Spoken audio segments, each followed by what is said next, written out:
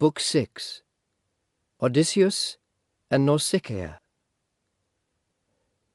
While much enduring Lord Odysseus slept there, overcome with weariness and sleep, Athene went to the land of the Phaeacians to their city. Many years ago, these people used to live in wide Hyperea, close to the Cyclopes, proud, arrogant men, and much more powerful, who kept on robbing them. So godlike Nausicaa had taken them away and led them off to settle in Scheria, far from any men who have to work to earn their daily bread. He'd had them build a wall around the city, put up homes, raise temples to the gods, and portion out the land for farming. But some time past, his fate had struck him, and he'd gone down to the house of Hades. Now Alcinous was king, a man to whom the gods had granted wisdom. Athene, bright-eyed goddess, went to this man's home to arrange a journey home for brave Odysseus. She moved into a wonderfully furnished room where a young girl slept. One like immortal goddesses in form and loveliness. She was Nausicaa, daughter of great-hearted Alcinous. Close by her, beside each doorpost, her 2 attendants slept, girls whose beauty had been given by the Graces. The shining doors were closed. Like a gust of wind, Athene slipped over to the young girl's bed, stood there above her head, and then spoke to her. Her appearance changed to look like Demas' daughter. He was a man famous for the ships he owned. His daughter was the same age as Nausicaa, whose heart was well disposed to her. In that form, bright-eyed Athene spoke out and said, "Nausicaa, how did your mother bear a girl so careless? Your splendid clothes are lying here uncared for, and your wedding day is not so far away when you must dress up in expensive robes and give them to your wedding escort too. You know it's things like these that help to make a noble reputation among men, and please your honoured mother and your father. Come, at daybreak let's wash out the clothing. I'll go as well to help you, so with all speed you can prepare yourself. It won't be long before you too are a married woman. You've already got men from this country asking for your hand in marriage, the finest in all Phaeacia, from whom you yourself derive your lineage. So come on now, ask your noble father to provide you this morning early a wagon and some mules so you can carry the bright coverlets, the robes and sashes. That would be preferable to going on foot, because the washing tubs are some distance from the town." With these words, bright-eyed Athene went back to Olympus, where, men say, God's home endures forever, undisturbed by winds and never drenched with rain or covered by the snow. Instead, high overhead the air is always bright. Blessed gods are happy there each and every day. The bright-eyed goddess went there, once she'd finished speaking, to Nausicaa. As soon as dawn on her splendid throne arrived and woke fair-robed Nausicaa, she was curious about her dream. So she went through the house to tell her dear father and her mother. She found them in the house, her mother sitting by the hearth with her servant women, spinning purple yarn. She came across her father as he was going out to meet some well-known kings in an assembly. He'd been summoned by Phaeacian noblemen.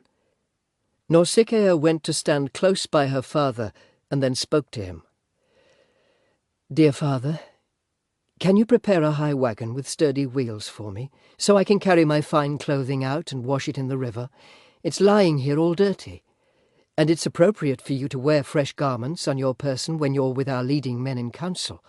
You have 5 dear sons living in your home. 2 are married, but 3 are now young men still unattached, and they always require fresh-washed clothing when they go out dancing.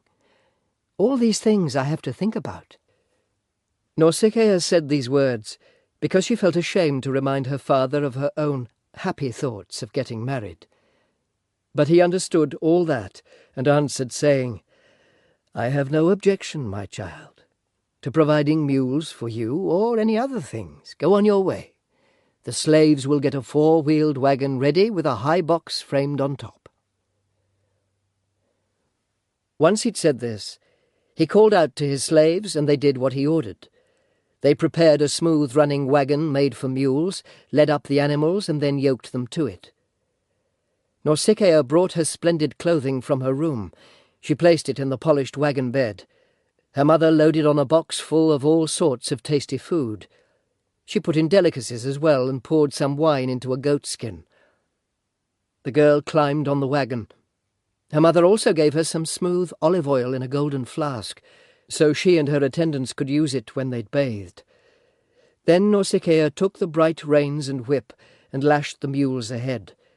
With a clatter of hooves, the mules moved quickly off, carrying the clothing and the girl, not by herself, for her attendants went with her as well. When they reached the stream of the fair flowing river, where the washing tubs were always standing ready, full of fresh water flowing up from underneath and spilling over, enough to clean one's clothing, even garments really soiled, they took the mules out of their wagon harnesses, then drove them along the banks beside the swirling river to let them graze on clover sweet as honey. The girls picked up the clothing from the wagon, carried it in their arms down to the murky water, and trampled it inside the washing trenches, each one trying to work more quickly than the others. Once they'd washed the clothes and cleaned off all the stains, they laid the items out in rows along the seashore, right where the waves which beat upon the coast had washed the pebbles clean. Once they had bathed themselves and rubbed their bodies well with oil, they ate a meal beside the river mouth, waiting for the clothes to dry in the sun's warm rays. When they'd enjoyed their food, the girl and her attendants threw their headscarves off to play catch with a ball, and white-armed Nausicaa led them in song. Just as when archer Artemis moves across the mountains, along the lofty ridges of Erymanthus or Taygetus full of joy, as she pursues wild boars and swiftly running deer, with nymphs attending on her, daughters of Zeus, who bears the aegis, taking pleasure in the hunt, and Leto's heart rejoices, while Artemis holds her head and eyebrows high above them all. So recognizing her is easy, though all of them are beautiful. That's how that unmarried girl stood out then from her attendants. But when the girl was going to harness up the mules and start to fold the splendid clothes to make the journey homeward, Athene, bright-eyed goddess, thought of something else, so that Odysseus might wake up and then could see the lovely girl who would conduct him to the city of Phaeacian men. So when the princess threw the ball at one of those attendants with her, she missed the girl and tossed it in the deep and swirling river. They gave a piercing cry, which woke up Lord Odysseus. So he sat up, thinking in his heart and mind, "Here's trouble. In this country I have reached, what are the people like? Are they violent and wild, without a sense of justice? Or are they kind to strangers? In their minds do they fear the gods? A young woman's shout rang out around me. Nymphs who live along steep mountain peaks and by the river springs and grassy meadows. Could I somehow be near men with human speech? Come on then. I'm going to try to find out for myself." With these words, Lord Odysseus crept out of the bushes.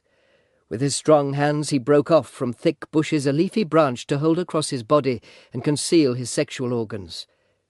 He emerged, moving just like a mountain lion which relies on its own strength. Though hammered by the rain and wind, it creeps ahead, its two eyes burning, coming in among the herd of sheep or cattle, or stalking a wild deer. His belly tells him to move in against the flocks, even within a well-built farm. That's how Odysseus was coming out to meet those fair-haired girls, although he was stark naked. He was in great distress, but, caked with brine, he was a fearful sight to them, and they ran off in fear and crouched down here and there among the jutting dunes of sand. The only one to stand her ground was Alcinous' daughter, for Athene had put courage in her heart, and taken from her arms and legs all sense of fear. So she stood there, facing up to him. Odysseus wondered whether he should grasp the lovely girl around her knees and plead his case, or keep his distance, remaining where he was, and with gentle words entreat her to inform him where the city was and provide him clothing.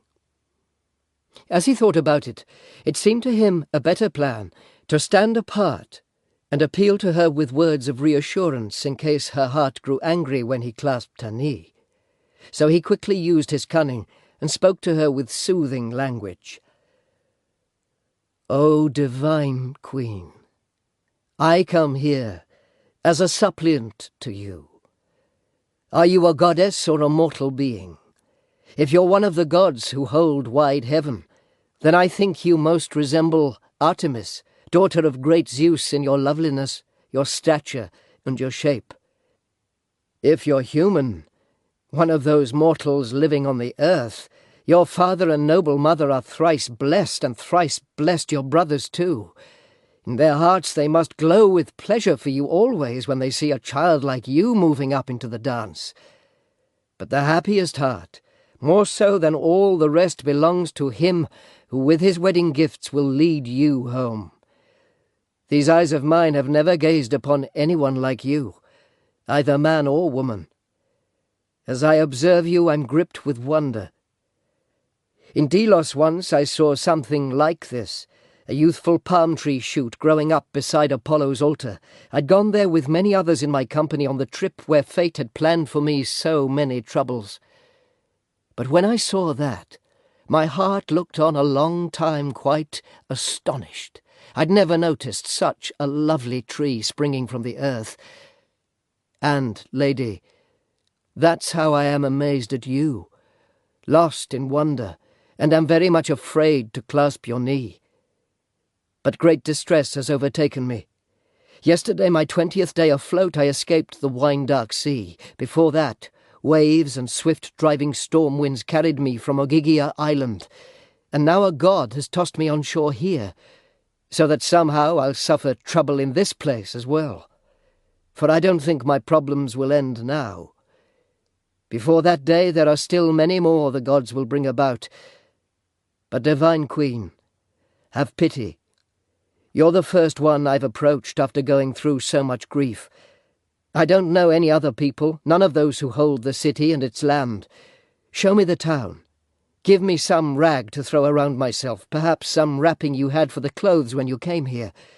As for you, may gods grant all your heart desires. May they give you a husband, home, and mutual harmony, a noble gift, for there is nothing better or a stronger bond than when man and wife live in a home, sharing each other's thoughts. That brings such pain upon their enemies, and such delight to those who wish them well. They know that themselves more so than anyone. White-armed Nausicaa then answered him and said, "Stranger, you don't seem to be a wicked man or foolish. Olympian Zeus himself gives happiness to bad and worthy men, each one receiving just what Zeus desires. So he has given you your share, I think. Nonetheless, you still must bear your lot. But now you've reached our land and city, you'll not lack clothes or any other thing we owe a hard-pressed suppliant we meet. I'll show the town to you, and I'll tell you what our country's called. The Phaeacians own this city and this land. As for me, I am the daughter of brave Alcinous. Phaeacian power and strength depend on him." Nausicaa finished speaking. Then she called out to her fair-haired attendants, "Stand up, you girls. Have you run off because you've seen a man? Surely you don't think he is an enemy? For there's no man now alive or yet to be who'll reach this land of the Phaeacians bringing war, because gods truly love us, and we live far off in the surging sea, the most remote of people. Other men never interact with us, no. So this man is some poor wanderer who's just come here. We must look after him, for every stranger, every beggar comes from Zeus, and any gift, even something small, is to be cherished. So, my girls, give this stranger food and drink. Then bathe him in the river, in a place where there's some shelter from the wind." Nausicaa finished. They stood up and called out to one another. Then they took Odysseus aside to a sheltered spot, following what Nausicaa, daughter of great-hearted Alcinous, had ordered. They set out clothing for him, a cloak and tunic, and gave him the gold flask full of smooth olive oil. Then they told him to bathe in the flowing river, but Lord Odysseus said to the attendants, "Would you young ladies move some distance off, so I can wash salt water off my shoulders by myself and then rub on the olive oil? It's a long time since oil was on my skin. I won't wash myself in front of you, for I'm ashamed to stand stark naked in the presence of such fair-haired girls." Once he'd said this, the two attendants moved away and told Nausicaa. Then Lord Odysseus washed his body in the river, rinsing off the salt covering his broad shoulders and his back, and wiping the encrusted brine out of his hair. When he'd washed himself all over and rubbed on oil, he put on clothes the unmarried girl had given him. Then Athene, Zeus's daughter, made him appear taller and stronger, and on his head she curled his hair. It flowed up like a flowering hyacinth. Just as a skilful workman sets a layer of gold on top of silver, a craftsman who's been taught all sorts of arts by Athene and Hephaestus, and what he creates is truly beautiful. That's how the goddess graced his head and shoulders. Then Odysseus went to sit some distance off, beside the shore, glowing with charm and beauty. Nausicaa gazed at him in admiration, then spoke to her fair-haired attendants, saying, "Listen to me, my white-armed followers. I have something to say. This man here has not come among godlike Phaeacians against the will of those immortals who possess Olympus. Previously I thought he was crude and rough, but now he seems like the gods who occupy wide heaven. Would a man like that could be my husband, living here and happy to remain. But come, my girls, give the stranger food and drink."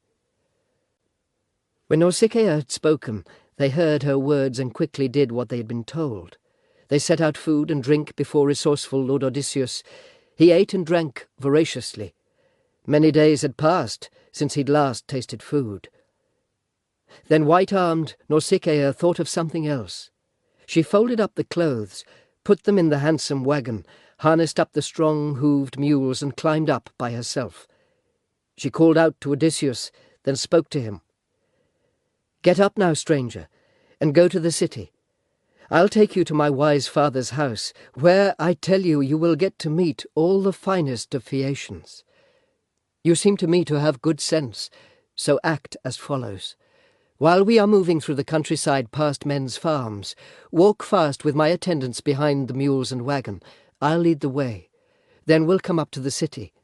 A high wall runs around it, and there are lovely harbours on both sides. Each has a narrow entrance, with curving boats drawn up along the road, since each man has a place for his own ship. The assembly ground stands there as well, around the splendid temple to Poseidon, built with huge stones set deep within the earth. Here the people tend to their black ships, busy with the gear, fixing ropes and sails and shaping tapered oars. The Phaeacians have no use for bow or quiver, but for masts, boat oars, and well-trimmed ships, in which with joy they cross the grey salt sea. Their talk is crude, and that I would avoid in case someone insults me later on. Among the people there are really insolent men, and thus one of the nastier types might well say, if he bumped into us, "Who's the man who's following Nausicaa? A stranger, he's tall and handsome. Where did she find him? No doubt he'll be her husband. She's brought here some shipwrecked vagrant, a man whose people live far away, for no one dwells near us. Or he's some god come down from heaven, answering those prayers she's always making, and she'll have him as her husband all her days. It's better that way, even if she went and found herself someone to marry from another place. She has no respect for those Phaeacians, her own countrymen, the many noble men who'd marry her." That's what they would say, and their remarks would injure me. But I would do the same to some other girl who acted just like that, who, while her father and her mother lived, against their wishes hung around with men before the day she married one in public. So, stranger, pay attention to what I say, and with all speed you can get my father to arrange an escort for your journey home. You'll come across a fine grove to Athene. It's near the road, a clump of poplar trees. There's a fountain, with meadows all around. My father has a fertile vineyard there, and some land, too, within shouting distance of the town. Sit down there, and wait a while until we move into the city and reach my father's house. When you think we've had time to reach my home, then go in the city of the Phaeacians and inquire about my father's house, great-hearted Alcinous. It's easy to pick out. An infant child could lead you to it. for Phaeacians' homes are built in a style utterly unlike the palace of heroic Alcinous. Once inside the house and in the courtyard, move through the great hall quickly till you reach my mother seated at the hearth in the firelight, against a pillar, spinning purple yarn, a marvellous sight. Servants sit behind her. My father's chair is there by the same pillar, where, like a god, he sits and sips his wine. Move past him. Then with your arms embrace my mother's knees, if you desire to see the joyful day of your return come soon, even though your home is far away. If her heart and mind are well disposed to you, then there's hope you'll see your friends and reach your well-built house and your own native land." Saying this, Nausicaa cracked the shining whip and struck the mules. They quickly left the flowing river, moving briskly forward at a rapid pace. Using her judgment with the whip, she drove on, so Odysseus and her servants could keep up on foot. Just at sunset, they reached the celebrated grove sacred to Athene. Lord Odysseus sat down there and made a quick prayer to great Zeus's daughter. "Hear me, child of aegis-bearing Zeus, unwearied goddess, listen to me now. For you did not respond to me back then, when I was being beaten down at sea and the great earth-shaker smashed my raft. Grant that I come to the Phaeacians as a friend, someone worthy of their pity." So he prayed, and Pallas Athene heard him. But she did not reveal herself to him directly. She feared her father's brother, who was still furious, and would rage against godlike Odysseus until he reached his native land at last.